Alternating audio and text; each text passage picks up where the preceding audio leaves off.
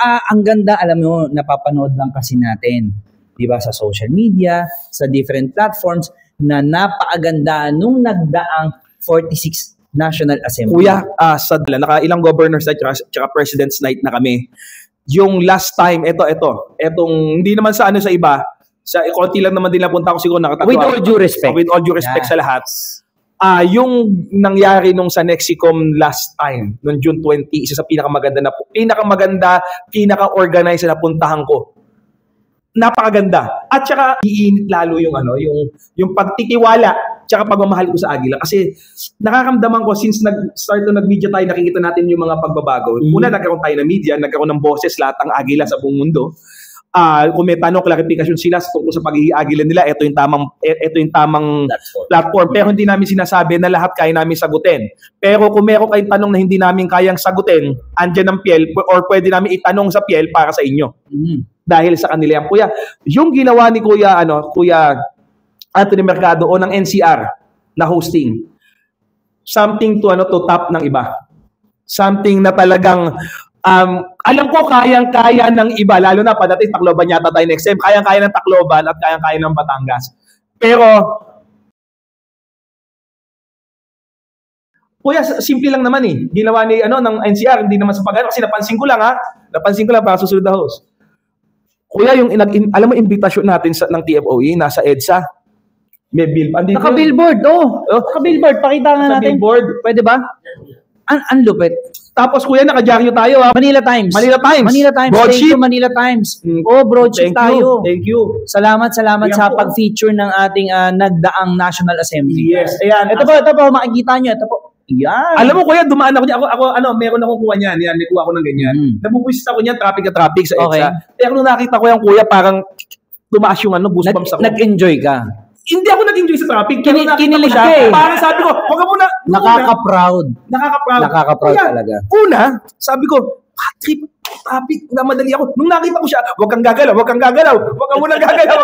Parang gusto mong titigan, di ba? Oo, kuya, kasi kuya, first time ko siyang nakita ng ganyan, tapos meron pang sa ibang lugar. Pagkatapos kuya, para sa kaalaman ng lahat, meron tayong sariling opisina. Actually, 2 opisina po natin dito sa Quezon City. Makikita nyo naman, sa building po ng Eagles dito sa Quezon City po, meron na po tayong signage sa labas, Yakap PE, may nakalabas. Meron po tayong 2 unit ng condominium dito, na nakapangalan po sa mga Agila po yan. At ang maganda rito title dito, nakapangalan talaga sa organization. Yes. Hindi po sa particular na tao. Yes. At ang kagandahan kuya, bagong unit ito, dinidevelop pa rin po namin to. Mamaya meron na po mga curtains dyan. Ito po, katabi lang po namin ng national office natin. So this is the media office. So ito din pong area natin, medyo malaki po to. Kung makapunta kayo dito, mga kuya ate, mga punta kayo dito, pwede rin po pag-meetingan to. Yan po. Well, dagdag pa natin. Bukod dito, kasi di ba mayroon tayong napakagandang LED na billboard. Yes. Di ba? Baka next NP. Meron tayo dyan, no? Next, iba flash, no? Media Center. Ayoko sana yung media center kasi meron tayong naka-LED sa labas. Yes. Sa labas ng building po sa Landsberg building po. Nasa labas po yung meron po kami LED doon na nakalagay na po Yakap. Yes. Kasi po, ulitin po namin, hindi po nangungupahan ng Agila dito. Yes. Ang Yakap po, hindi po nangungupahan dito. Atin po ito. Sa organisasyon po ito. Dito po napupunta yung ating mga ibang Jews. Yes. Dito po talaga. Napakaganda po and talagang ginagamit ang mga nalilikom na pera sa tamang bagay. Kuya, meron pa. Dito rin nakatira yung Holy Grail ng Eagle natin. Ito yung tahanan. Dito nakatira. Papakita natin. Ayan. Kasi ayan po. Simula po ng simula, ito na po ang nag-iisang Holy Grail ang tawag natin dyan. Bakit tinawag ng Holy Grail, Kuya Sherwin? Yung mismong Agila. Alam ko kuya stop yan, Inano. Ito yung na-preserve. Totoong Agila po yan. Philippine Eagle po talaga. Kaya po ang pangalan niyan ay Philippine Eagle kasi this kind of eagle can only be found exclusively here in the Philippines. In particular, sa Davao. Yes. So, diba? Otherwise known as the Philippine Monkey-Eating Eagle, no? Oo. Akala ko babanggitin mo yung scientific explanation. Matagal ko din narinig yan na yung Monkey-Eating Eagle. Siguro elementary, high school ako ulit ko narinig na specifically yung Monkey-Eating Eagle. May tanong ako, Kuya Lester. Totoo bang kumakain ng monkey yan? Well, oo naman. Kaya nga nakita nila kumakain ng chongo. Hence, naging ganun yung pangalan nila. Yeah. Kasi siguro sa laki talaga nila, talagang capable talaga sila. Well, if they can notice, kasi alam nyo, maganda, encourage natin, bumisita po kayo dito sa National Office. Yeah. Dito po yan sa Quezon City, Tomas Morato. At nang makita nyo kung gaano po kalaki yan. Nag-iisa lang po yan. Sa buong mundo, ito lang po yan. Opo, yan po ibigay po sa atin. Wala na pong iba. Yes. At kuya, tinatapos pa kasi namin itong media center namin. Ang original plan is katabi natin yan dito. Yes po. Pero nakakordon dito. Yan para makita, gusto namin makita po ng lahat. Naka-cordon blue? Cordon blue, yes. Wala nang laman. Di ba, hindi dapat ang cordon ay red? Yan. Yan. Para tayo ay nasa red carpet. Yan.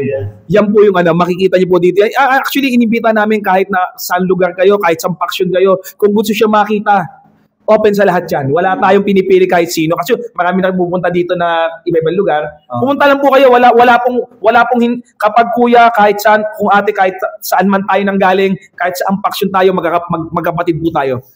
Mas maganda, mas mapagtitibay ngayon yung faith nila sa organization. Yes. The moment na makita nila ito, kasi maraming nagki-claim na nasa amin yan, nasa amin yung mga unang books, na ang tawag doon yung mga artifacts. Yes.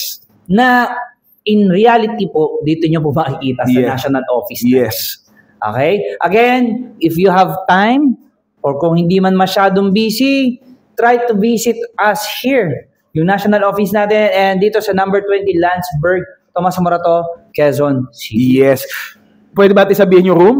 Room number? Pwede naman siguro. 7C and D. 7C and D. Magkatabi lang po. Yung National Office nandito, yung media center po natin, nasa pagkatapat lang po. Yan. Kaya makikita nyo kung gaano kaganda po yung nangyayari ngayon sa atin. Kaya nga kinoment ko sila sila Kuya MP tsaka sila Kuya Anthony na since nasa national din sila Kuya Anthony na napakaganda lang ginagawa kasi nga number one is yung we're not just marketing or we're not just showing people or lahat ng tao sa buong mundo na nag-exist tayo. Kasi in reality, we've been in the existence for the longest time, since 1979. Pero ngayon lang kasi talaga nagkaroon ng pagkakataon tayo na talagang mapakita na kung gaano kabuhay ang yakap ng Agila. Kasi at tahimik lang tayo for the longest time. Nag-exist tayo, ang dami natin socio-civic na mga activities. Pero sa totoo, hindi naman talaga tayo lumalabas. Ngayon, parang nagkakaroon tayo, nagbibigyan tayo ng time, tsaka nabibigyan tayo ng light na, andito kami. Nandito kami to serve. Yes. At saka talagang nag-i-evolve din. Yes. Kasi syempre, way back, 1970 na nag-start, kahit sa 1980, and so on, hindi naman kasi ganon ka-develop pa. Yes. Hindi pa ganon ka-accessible ang media. Yes. Diba? Dadalawa lang yan, tatlo lang considered noon. Diba? Radio, newspapers, at saka television. Yes. Ngayon, meron ng multimedia. Yes. Marami ng platforms. Yes. At saka syempre, kaya natin ito ginagawa, and according na rin sa ating national president na si Mark Lester Limpin, na dapat this is the right time na maipakita natin sa buong mundo na ito pala ang ating samahan. Alam niyo bakit kung sinasabi ngayon to? Kasi marami tayong naririnig sa iba't ibang platforms din na ang Eagles, ang TFOE ay mga mayayabang, arrogante, ginagamit sa mga maling bagay. Hindi po. Meron din po tayong nakikita dapat na ito po ay punong-puno ng pagtulong sa kapwa. Actually, yun talaga mandato natin lahat eh. Actually, pag sumali ka nga sa Agila, ang unang tanong sa'yo, anong purpose mo eh? Yes. Anong purpose mo? Lahat, 90% nagsasabi, gusto ko makatulong sa community. Yan ang sinasabi. So, kami minsan kahit tayo kapag nag-interview tayo, hindi naman natin nakikita basta-basta na, mukha itong salbahe. Kasi hindi mo naman pwedeng, di ba, sabi nga nila, yung mukhang salbahe, yung pa yung mababait, yung mukhang mabait, yung pa yung mukhang medyo may siraulo eh. Parang dinidescribe niya yung sarili niya. Ako yung pogi na mabait. Gano'n. Parang kinuha mo na lahat. Ano masasabi mo, Lester? Madaldal talaga yan. Ang maganda, kuya? Ang kagandahan dito kasi, kuya, at yun ang dahilan dahil sa mga pasaway na mga kuya is in-amplify natin kung paano ang recruitment or paano tayo tumanggap ng mga bagong mga kuya at ate. Tsaka not only that, yung mga pasaway kasi, lahat naman ng organization, yes, meron yan. Yes. Pero it doesn't mean na pag merong isang nakalabag, merong isang nakilala na gumawa ng ganitong bagay, buong organisasyon, ganun na. Totoo, kuya. Diba? Lahat Totoo. ng organization, mapa-private, mapa-government, may ganyan, may iilan o may isang bulok na kamatis. Bulok na kamatis. Pero hindi ibig sabihin madadamay ang lahat. Kasi ang stigma kasi sa atin dito sa Pilipinas, ang nagiging stigma kasi kapag nagawa ng isa, kitang for example, may nang babaeng artista, lalaki ng babae, lahat ng lalaki sa buong mundo babaero na. Yung lagi yung problema, totoo yan. Tama. Hindi ka naman ganun. Alam naman namin. Ay, naku, kuya, napakabuti ko. Marangal. Yan. So, ngayon, bago tayo, syempre, magtapos sa ating talakayin. Yes. Diba? At syempre, aabangan nila to sa susunod. Yes. Gusto ko munang, ikaw, baka may gusto ko munang batiin. Kuya Lester, ngayon, syempre, total, napag-usapan na natin, mga kuya, na tayo ay member, nagkaroon na tayo ng kwentong yakap, how we started as a member. This time siguro, bigyan natin sila ng konting background about papaano makasali sa ating samahan. Together, dito, sa Yak na Agila Media. Mabuhay ang Agila! Mabuhay!